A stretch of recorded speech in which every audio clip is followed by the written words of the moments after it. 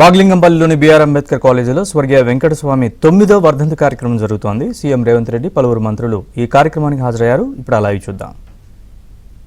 ఎంత కఠోరమైన దీక్షతో మనం చదువుకుంటామో, పోటీ పరీక్షలు రాస్తామో, అంతే కఠోరమైన దీక్షతోని ప్రజా జీవితంలోకి రండి. ఎందుకంటే ఈ దేశం మనది, ఈ దేశాన్ని నిర్మించుకోవాల్సిన బాధ్యత మనది. మనం పాలకులం కాదు, మనం సేవకులం. ఈ ప్రజలకు నాణ్యమైన సేవలను అందించాల్సిన బాధ్యత మన ప్రజా ప్రతినిధుల మీద ఉన్నది. ఈ వ్యవస్థను ప్రక్షాళన చేయాలన్నా, ఈ వ్యవస్థతోని ఒక మంచి పరిపాలన అందించాలి అనంటే బడుగు బలహీన దళిత గిరిజన మైనారిటీ మహిళల యొక్క ప్రాతినిధ్యం పెరగాలి. అందుకే ఆనాడు చట్టసభలలో ఎస్సీ ఎస్టీ రిజర్వేషన్లతో పాటు ఈనాడు మహిళా రిజర్వేషన్లు కూడా కాంగ్రెస్ పార్టీ ముందుకు తీసుకొచ్చింది.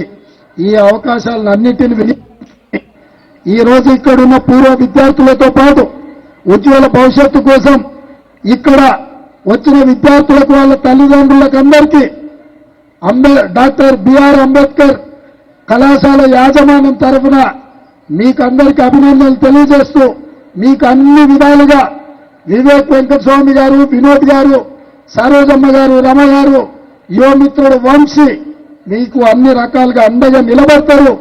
రాష్ట్ర ప్రభుత్వంగా మా వైపు నుంచి ఏ సహకారం కావాలన్నా నిస్సంకోచంగా ప్రభుత్వం ముందుకు ఎందుకంటే అన్ని కార్యక్రమాలను ప్రభుత్వం నిర్వహించలేదు.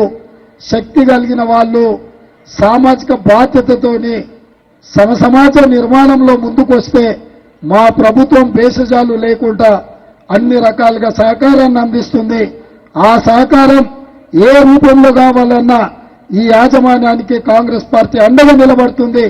దేశంలో గాంధీ కుటుంబం కాంగ్రెస్ పార్టీకి ఎట్లా ఆదర్శమో తెలంగాణ రాష్ట్రంలో కాకా వెంకటస్వామి గారి కుటుంబం కూడా ఈ కాంగ్రెస్ పార్టీకి అండగా ఉంటుంది, అండగా ఉండాలి.